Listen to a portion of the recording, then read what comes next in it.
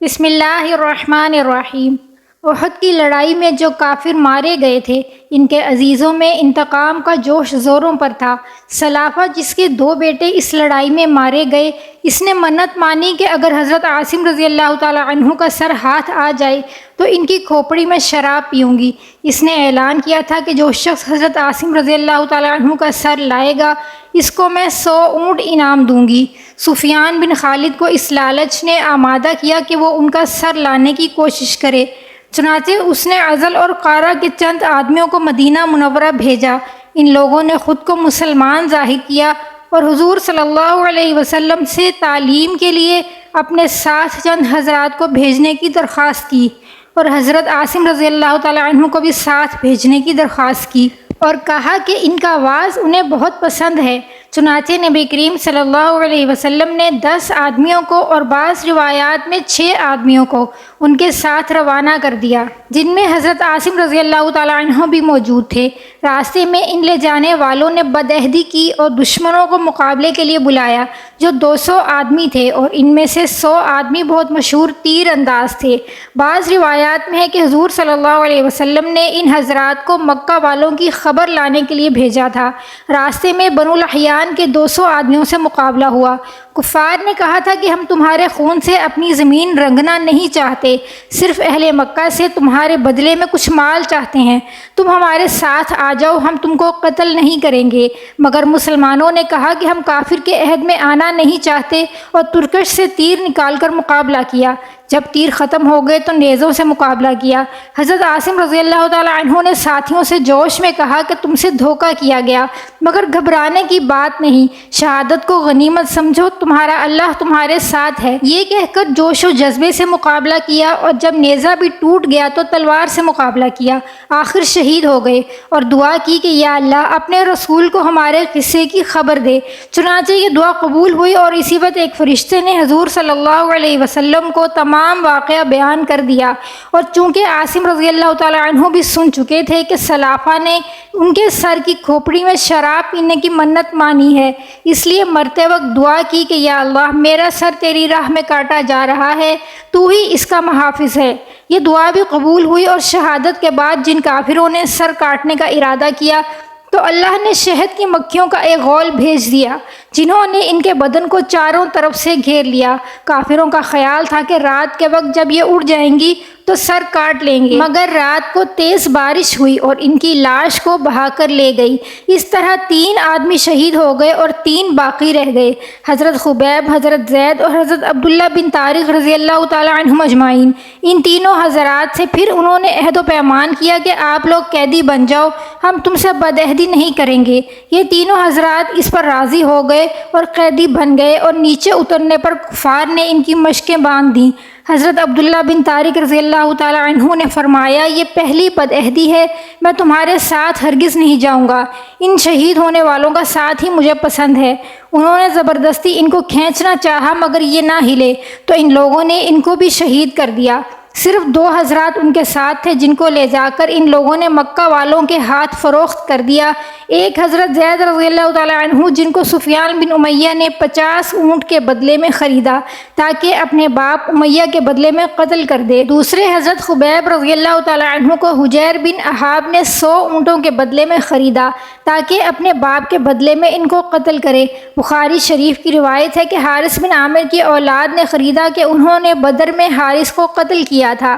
صفوان نے تو اپنے قیدی حضرت زید رضی اللہ تعالی عنہ کو فوراً ہی حرم سے باہر اپنے غلام کے ہاتھ بھیجا کہ ان کو قتل کر دیا جائے، اور ان کا تماشا دیکھنے کے لیے اور بھی بہت سے لوگ جمع ہوئے، جن میں ابو سفیان بھی تھا۔ اس نے حضرت زید رضی اللہ تعالی عنہ سے شہادت کے وقت پوچھا کہ زید، تجھ کو خدا کی قسم سچ کہنا، کیا تجھ کو پسند ہے کہ محمد صلی اللہ علیہ وسلم کی گردن تیرے بدلے میں کاٹ دی جائے، نعوذ باللہ، اور تجھ کو چھوڑ دیا جائے کہ اپنے اہل و عیال میں خوش و خرم رہے؟ حضرت زید رضی اللہ تعالی عنہ نے فرمایا خدا کی قسم مجھے یہ بھی گوارا نہیں کہ حضور صلی اللہ علیہ وسلم جہاں ہیں وہاں ان کی ایک کانٹا بھی چبھے اور ہم اپنے گھر آرام سے رہیں۔ یہ جواب سن کر قریش حیران رہ گئے۔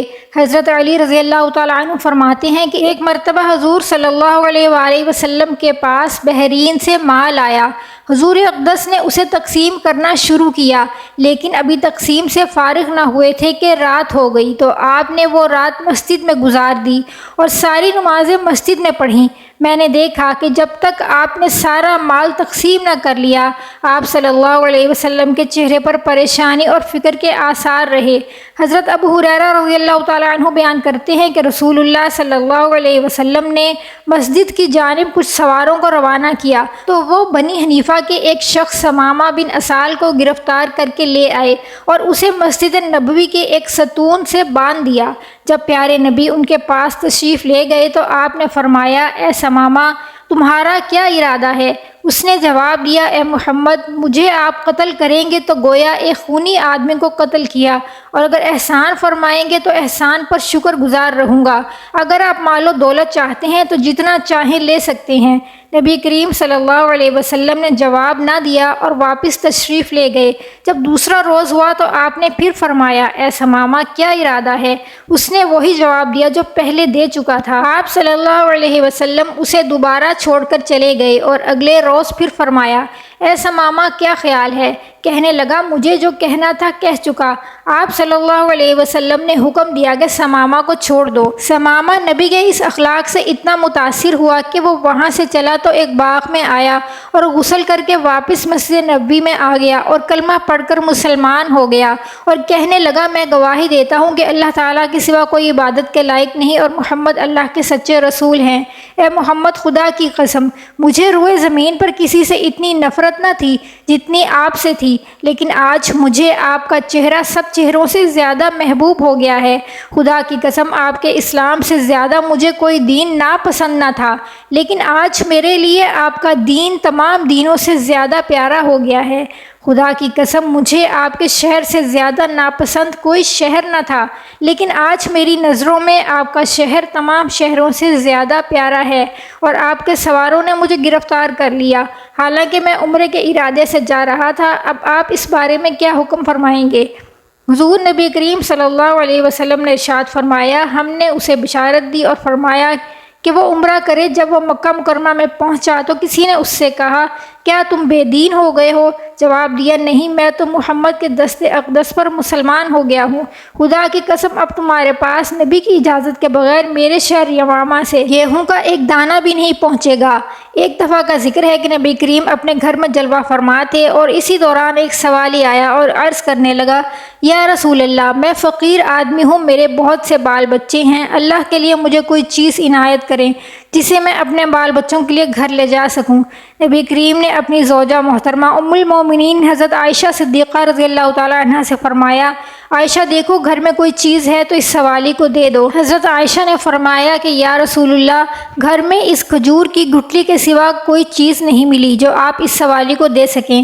آپ نے حضرت عائشہ صدیقہ رضی اللہ تعالیٰ عنہ کے ہاتھ سے کھجور کی گٹھلی لے کر اس سوالی کو عطا کر دی اور فرمایا، اے سوالی، ناراض مت ہونا، کیونکہ میرے گھر میں اس وقت صرف یہی ایک گٹھلی ہے اور اس کے سوا کوئی چیز نہیں۔ سوالی چلا گیا اور گھر جا کر اس نے کہا کہ اللہ کے نبی کے گھر میں اس کے سوا کچھ بھی نہیں تھا جو آپ ہمیں عنایت فرماتے۔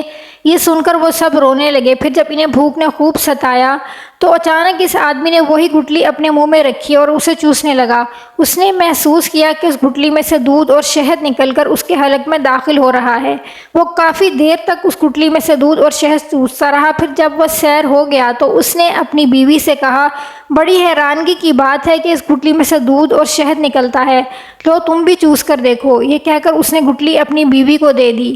اس نے وہ گٹھلی منہ میں رکھی تو واقعی اس میں سے دودھ اور شہد نکلنے لگا۔ اس طرح جب وہ بھی سیر ہو گئی تو باری باری سب گھر والوں نے اس گٹھلی کو چوس کر دودھ اور شہد سے اپنی بھوک کو مٹا لیا اور اللہ تعالیٰ کا شکر ادا کیا۔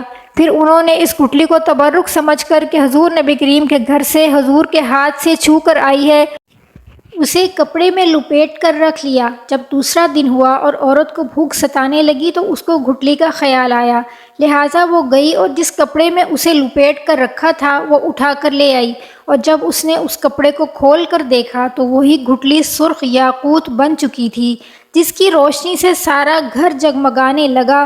وہ بڑی حیران ہوئی۔ اس نے وہ گٹھلی لی اور بازار چلی گئی جہاں اس نے اسے 60,000 درہم کے عوض بیچ دیا۔